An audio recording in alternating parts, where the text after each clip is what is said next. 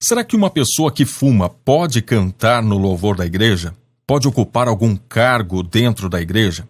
Eu estou fazendo essa pergunta porque tem uma pessoa que me escreveu dizendo: Irmão Ney, eu estou em um conflito espiritual. Eu sou evangélica há um bom tempo e por um período me afastei. E nesse intervalo eu voltei a fumar. Pois bem, agora eu voltei para a mesma igreja que eu era antes, mas ainda não consegui abandonar o vício do cigarro. Só que eu louvo no grupo das irmãs e sou obreira. O meu pastor local sabe que ainda não consegui largar de fumar. Mesmo assim, ele não me deixa afastar das funções da igreja. Mas o pastor presidente, ele em uma das pregações começou a falar sobre isso, pois ele também sabe do meu caso, e me senti envergonhada, chateada com tudo isso. Preciso muito de uma orientação, pois tudo o que acontece dentro da igreja, com os problemas internos dos cooperadores da obra, é motivo para pregação. Por favor, me ajude, estou confusa. Ela não disse, mas a confusão dela deve ser do tipo: será que eu paro de louvar pelo fato de eu estar fumando? Será que eu deixo a minha função na igreja ou permaneço? Deixa eu perguntar a você que me acompanha aqui. Se ela parar de louvar, ela também vai perder instantaneamente a dependência do vício do cigarro? Eu acho que não. E se ela não deixar de fumar, então ela vai ser menos santa? Eu também acho que não. Mas tem gente que acha que ela é mais pecadora. E se eu perguntar por quê, a pessoa logo vai dizer: porque ela está destruindo o templo do Espírito Santo, que é o nosso corpo. Bem, se o fato dela estar fumando está destruindo o templo do Espírito Santo, quem come demais, exagera e passa mal, também está destruindo o templo do Espírito Santo, não é? Mas você não conhece pessoas que foram afastadas de suas funções na igreja pelo fato de comer demais.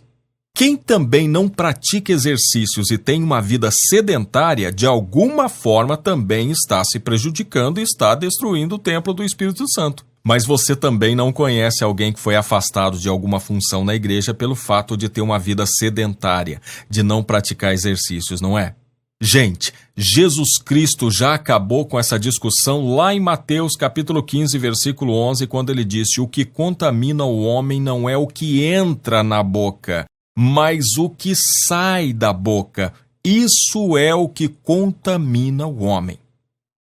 Houve um grande pregador que conhecia muito a Bíblia, muito mais do que boa parte de nós. Esse homem chamava-se Charles Haddon Spurgeon. Ele é conhecido como o príncipe dos pregadores. Pregou milhares de sermões. Aliás, há uma história de que um dia, quando Charles Haddon Spurgeon foi testar a acústica de um lugar onde ele iria pregar, só dele proferir uma frase bíblica, um dos trabalhadores que estava naquele local se converteu a Cristo. Quando Charles Haddon Spurgeon disse: eis o Cordeiro de Deus que tira o pecado do mundo. É interessante como uma unção poderosa de Deus acompanhava esse homem. Mas esse homem era fumante. Fumava charutos. É claro que com isso eu não quero aqui estimular você, minha irmã, meu irmão que é fumante, a continuar fumando. Eu não quero. Eu já fui fumante e me senti muito bem a partir do momento em que Cristo me libertou disso. Já são mais de 12 anos sem o cigarro. E que vida maravilhosa a gente pode ter sem o cigarro. Então eu quero estimular você a continuar lutando para deixar esse vício, para abandonar esse vício. Agora, saiba que o fato de você ainda não ter conseguido ser liberto e abandonado esse vício, você não é menos santo do que eu ou de qualquer outra pessoa. Porque a santidade está em você buscar a presença de Deus. E o fato de você ainda ser dependente dessa substância química chamada nicotina não impede você de buscar a presença de Deus, de louvar a Deus, de ter uma vida na presença de Deus. Se nós olharmos para Paulo, teve coisas que Deus libertou Paulo assim que ele caiu por terra na estrada de Damasco. Ele se libertou da sua religiosidade. ele teve a sua visão aberta no duplo sentido da coisa, quando Ananias orou por ele, mas tinha coisas em Paulo que ele precisou buscar muito em Deus para alcançar a libertação. E houve uma delas a qual ele não conseguiu, o chamado espinho na carne. Quando Paulo ora a Deus por 3 vezes pedindo para Deus tirar dele aquilo que o incomodava, Deus apenas disse: a minha graça te basta. Eu creio que algumas coisas precisam ser esclarecidas na igreja para que a gente entenda bem que o que faz de uma pessoa mais santa do que a outra não está relacionado a essas coisinhas aparentes, mas está relacionado à presença de Deus na vida delas. Agora, com relação àquilo que a minha irmã disse, que alguns pregadores vão para o púlpito e ficam falando da vida dos outros, falando dos pecados que eles conhecem na vida dos outros, eu te explico por que eles fazem isso.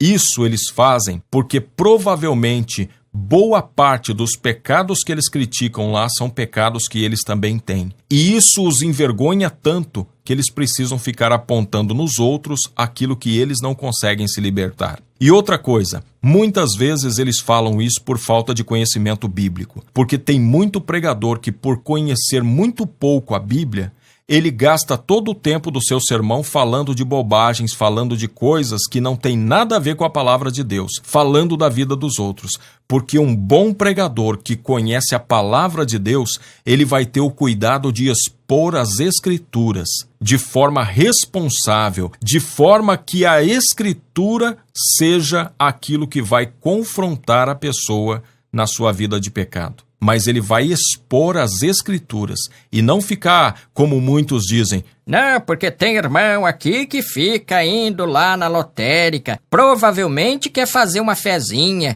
também não se libertou do vício do jogo. E às vezes está falando aquilo sem conhecer. O irmão que foi lá na lotérica talvez foi para pagar uma conta de água, uma conta de luz, ou para fazer um depósito, como eu às vezes vou fazer depósito em lotérica. E fico tranquilo, não estou nem aí com aquilo que vão falar ou deixar de falar também, porque quem sabe da minha vida é Deus. Quem me dá o ar para respirar é Deus. E é dele que eu dependo. Se eu ficar preocupado com o que pensam esse ou aquele, aí eu não vivo. Aconselho você, minha irmã, continue louvando, continue levantando as suas mãos ao céu, continue cantando para Jesus e buscando a sua libertação. E eu quero unir a sua fé com a minha, buscando também a tua libertação do vício do cigarro. Que Deus te abençoe.